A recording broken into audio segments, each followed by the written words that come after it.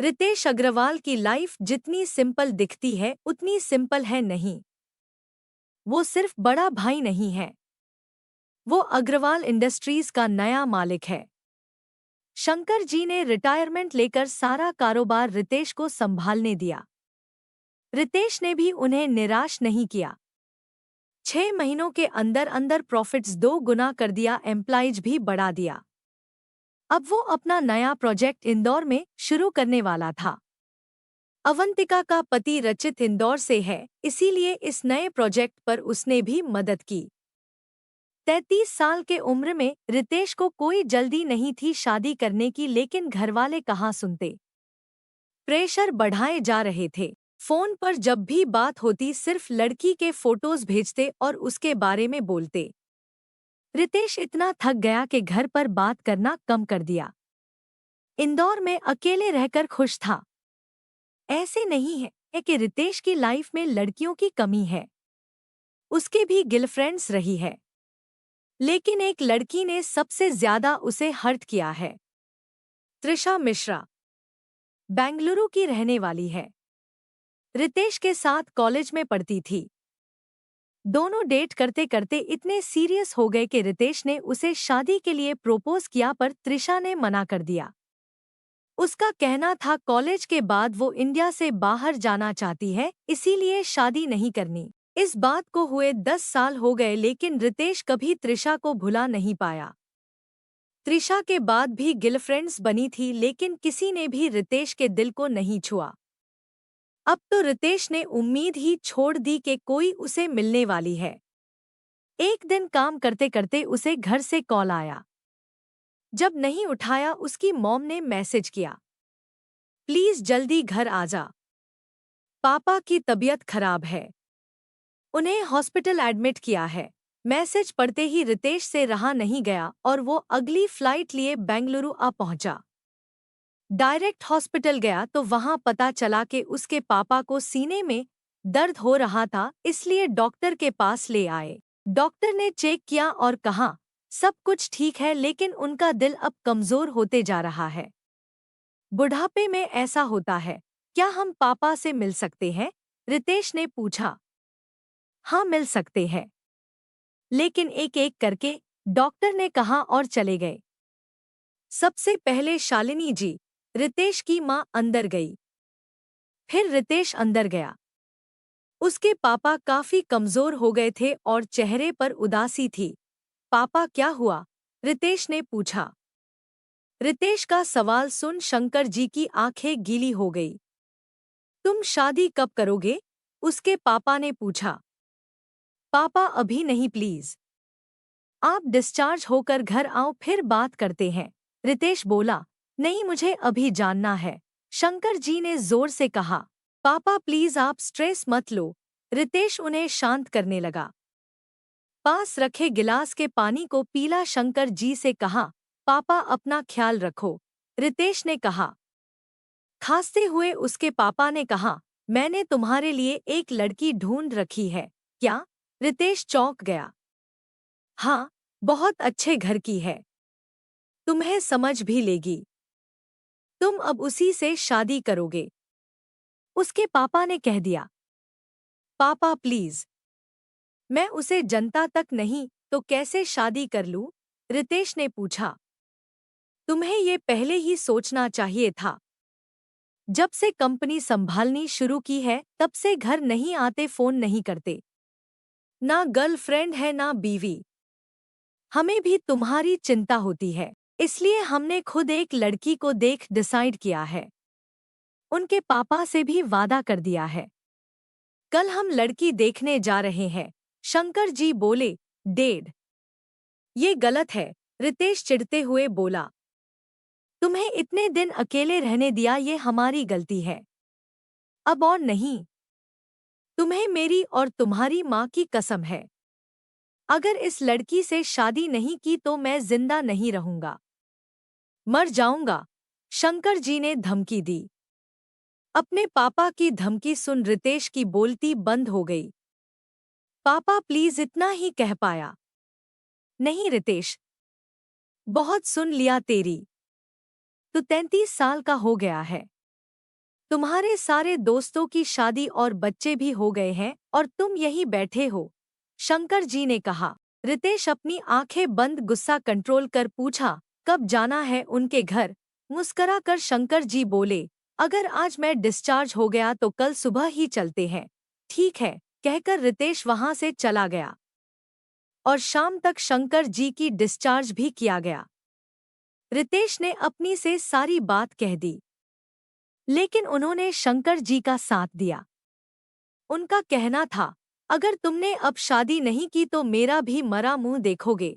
अपने पेरेंट्स से ऐसी बातें सुन रितेश इतना हर्ट हुआ कि खुद को कमरे में बंद कर लिया। अगली सुबह जब जाना था तब थी सिंपल से कपड़े पहन बाहर आया। शंकर जी और शालिनी जी बहुत खुश थे रितेश के लिए। रितेश ना चाहते हुए भी अपने पेरेंट्स के साथ लड़की देखने चला गया। आइए आइए, आपका स्वागत है, कहकर प्रकाश शेट्टी ने उन्हें घर के अंदर बुलाया। नमस्ते प्रकाश जी, शंकर जी ने कहा और बेटा, रितेश के साथ अंदर आ सोफे पर जा बैठे। रितेश को ये सब बहुत अजीब लग रहा था। लड़की देखना और एक ही झलक में हाँ या ना कहना बड़ा ही इम्प्रैक्टिकल लग रहा था उसे। लड़की को पहले जानना चाहता था, उसके साथ वक्त बिताना चाहता, लेकिन उसके पापा ने सब कुछ बदल दिया। प्रकाश जी की धर्मपत्नी वैशाली शेट्टी जी बाहर आई और सबको चाय बिस्कुट देते हुए नमस्ते कहा। श्लोका कहाँ है? शालिनी जी ने पूछा। मैं अभी बुलाकर लाती हूँ उसे, कहकर वैशाली जी अंदर गई और अपनी बेटी को बाहर ले आई। रितेश ने पलटकर लड़की को देखा जो देखने में काफी खूबसूरत थी, लेकिन उसने सिल्क साड़ी पहन गजरा लगाया था। चेहरे पर कोई मेकअप नहीं था, फिर भी उसके होंठ गुलाबी थी। एक तरह से रितेश को भी पसंद आ गई, लेकिन उसे इतनी ट्रेडिशनल लड़की भी नहीं चाहिए थी। जहां श्लोका रितेश को देख खुश थी, वही रितेश को श्लोका नहीं पसंद आई। ऐसे ही 2 महीने बीत गए। इन 2 महीनों में श्लोका को जानने का वक्त रितेश को बहुत बार मिला, लेकिन कभी उससे मिला नहीं, फोन पर बात नहीं किया, यहाँ तक कि मैसेज भी नहीं किया। जिस दिन श्लोका को देखने गया वही आखिरी दिन था। फिर इंदौर जा काम में बिजी रहा। पूछने पर मीटिंग है, कॉल है या कुछ और बहाने देता। रितेश के घरवाले परेशान हो गए उससे, तो श्लोका को रितेश का नंबर दिया। श्लोका ने उसे 1-2 बार मैसेज करने की कोशिश की। रितेश का हर बार एक ही जवाब होता, मैं मीटिंग में हूँ, बाद में बात करता हूँ। अनसन के श्लोका धक्क गई और उसने भी कॉल या मैसेज करना बंद कर दिया। जब शादी का मुहूर्त फिक्स हुआ, शंकर अग्रवाल जी ने यानी रितेश से कह दिया कि उसे अपनी शादी में आना ही होगा, वरना अंजाम अच्छा नहीं होगा। श्लोका ने जब पूछा कि रितेश को शादी करनी है या नहीं, प्रकाश एंड वैशाली जी ने उसे ये कहकर चुप कराया कि घर परिवार दोनों अच्छे हैं, फिर क्या टेंशन। साल भर में एक बच्चा पैदा करके दे दो, तुम्हारा पति भी कुछ नहीं कहेगा। उनकी बातें सुन श्लोका को ये सब गलत लगने लगा था, लेकिन उसकी सुनता कौन। शादी के दिन रितेश वक्त और सिंपल सी एक शादी कर दी गई मंदिर में। शादी खत्म कर बहुत और बेटे को घर ले आए शंकर और शालिनी जी। गृह प्रवेश के बाद कुछ रस्में हुई जो रात तक चली। रात को रितेश की सबसे पहले कमरे में भेज दिया, फिर श्लोका की। शर्माती हुई श्लोका जब अंदर आई, उसने देखा रितेश ने सारी डेकोरेशन हटा दी है।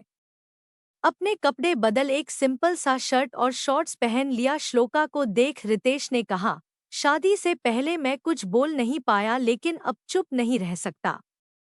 ये शादी मैंने इसलिए की क्योंकि घरवालों ने जबरदस्ती की।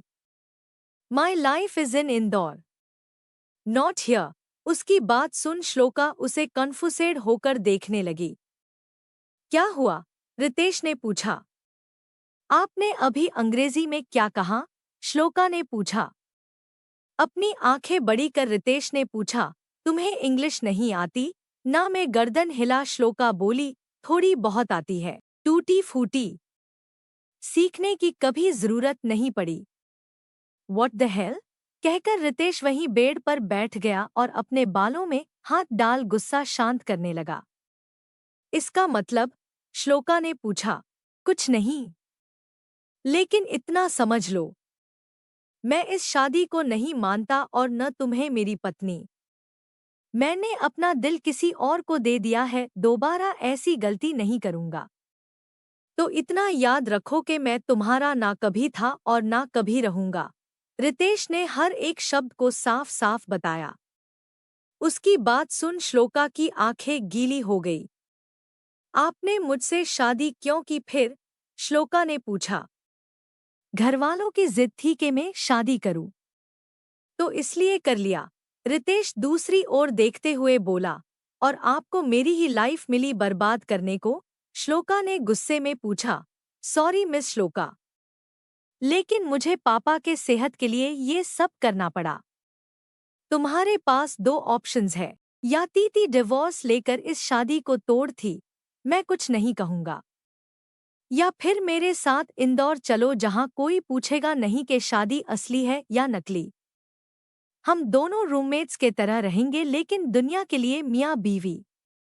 अगर घरवालों ने बच्चे की मांग की तो आईयूआई करवा लेंगे, इसमें सेक्स की जरूरत नहीं पड़ती, रितेश ने कह दिया।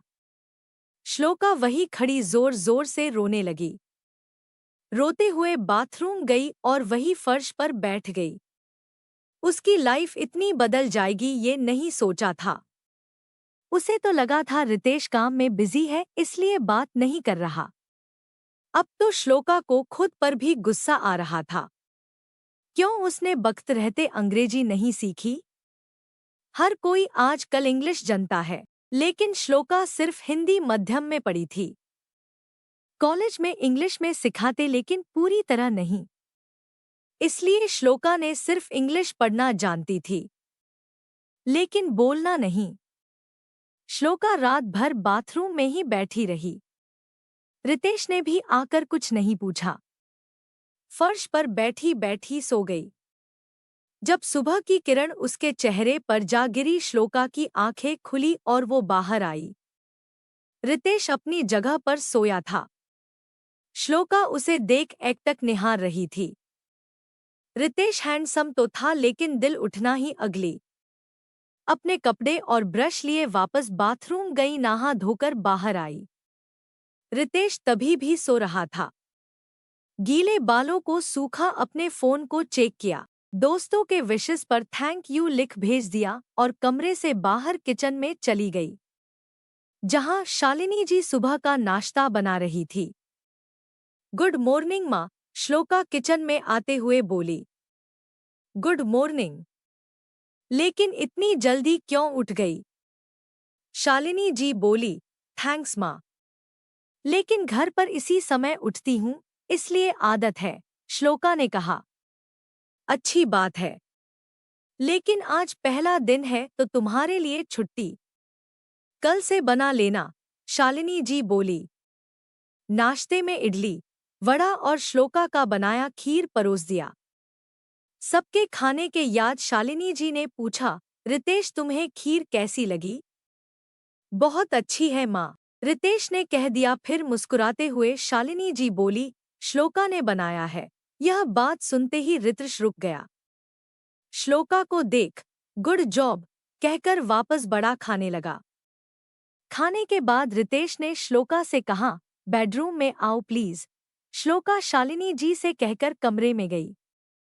अंदर जाते ही रितेश ने पूछा, तो क्या डिसाइड किया है, डिवोर्स या रूममेट? रितेश की कड़वी बात सुन श्लोका का मन उतर गया और वो बोली, मैं भी आपका साथ चलती हूँ। ठीक है फिर। अपनी पैकिंग कर ली, आज शाम के फ्लाइट से जा रहे हैं। मैं यहाँ और नहीं रुक सकता, रितेश ये बोलकर यहाँ से चला गया। श्लोका के गाल पर आंसू टपकने लगे, लेकिन आंसू पोंछ बाहर चाली आई। जहां रितेश अपने पापा से कह रहा था कि उसे आज ही जाना होगा। मंदिर जाने का समय नहीं है, बहुत मीटिंग्स पेंडिंग है। न नुकुर करते करते उसके पापा मान गए और बहू से भी कह दिया कि वह भी साथ चले जाए। शाम तक दोनों की पैकिंग हो गई थी। ठीक 5 बजे दोनों एयरपोर्ट के लिए निकल गए। श्लोका जब भी उसका हाथ पकड़ती रितेश उसे झटक देता। श्लोका ने कोशिश करना ही बंद कर दिया और रितेश के पीछे पीछे चलने लगी। दोनों गेट्स पर गए और फ्लाइट में चढ़कर इंदौर चले गए। इंदौर का मौसम अच्छा था लेकिन रितेश का मूड उठना ही चिड़चिड़ा। इंदौर एयरपोर्ट से टैक्सी लिया और रितेश के घर चले गए। रितेश का घर बड़ा था, बेंगलुरु से बड़ा नहीं, लेकिन उसमें 4 कमरे थे। इतने बड़े घर में आप बिल्कुल अकेले रहते हो? श्लोका किचन और ड्राइंग रूम देख बोली। हाँ, लेकिन हमारे घर में एक कुक ऑलरेडी है, तो तुम टेंशन मत लो। चलो तुम्हारा कमरा दिखाता हूँ। कहकर रितेश उसे ऊपर के कमरे में ले गया और दिखाकर बोला, ये तुम्हारा कमरा है, मेरा या हमारा? कमरे को देखते हुए श्लोका ने पूछा। नहीं, यहाँ सिर्फ तुम रहोगी। मेरा कमरा आखिरी फ्लोर पर है। हम अलग रहेंगे लेकिन दुनिया के सामने एक, रितेश ने कहा। समझ गई, श्लोका ने धीरे से कहा और कमरे में अपने बैग्स रखने लगी। रितेश अपने कमरे में जा दरवाजा बंद किया और अपने गुस्से को कंट्रोल करने लगा। वहीं श्लोका अपना कमरा सजा रही थी अपने टेस्ट के हिसाब से। रात बहुत हो गई थी इसलिए रितेश ने खाना बाहर से ऑर्डर किया। एक ऑर्डर श्लोका के कमरे में भिजवा दिया और दूसरा खुद खाया। श्लोका को अच्छा नहीं लगा बाहर का खाना इसलिए सिर्फ कुछ एप्पल्स और ओरांगेस खाकर सो गई। रितेश पूरी रात सो नहीं पाया। करवटें लेता रहा लेकिन नींद नहीं आई। उसकी जिंदगी क्या से क्या बन गई थी सोच भी नहीं सकता। अपनी बीवी को पसंद करना तो दूर, उससे नफरत करता था, लेकिन उसकी हकिस्मत उसकी बीवी के साथ हमेशा के लिए जोड़ दिया। यही श्लोका इस सोच में डूबी थी कि आगे लाइफ में करना क्या है। रितेश उसका पति होते हुए भी उसका पति नहीं था। ऐसे इंसान के साथ वो रहना भी नहीं चाहती थी। मुझे मेरा करियर बनाना चाहिए। माना अंग्रेजी नहीं आती लेकिन सीख सकती हूँ। कौन सी बड़ी बात है। वैसे भी मुझे इंटीरियर डिजाइनिंग में इंटरेस्ट है। शायद रितेश की कंपनी में जॉब मिल जाए। कोशिश करके देखते हैं, श्लोका ने सोचा। सोचते सोचते ग्लोका की आंख लग गई और सुबह ठीक 5 बजे उठी। योगा किया और नीचे नाश्ता बनाने गई। शेफ ऑलरेडी घर पर था लेकिन आज पहला दिन था श्लोका का इसलिए उसने खाना बनाया। नाश्ते में पोहा बनाया। दोपहर के रितेश का खाना पैक कर श्लोका ने शेफ को दिया और कहा, ये उन्हें दे देना। बताना मत मैंने खाना बनाया है। जी मैडम जी, शेफ ने घबराते हुए कहा।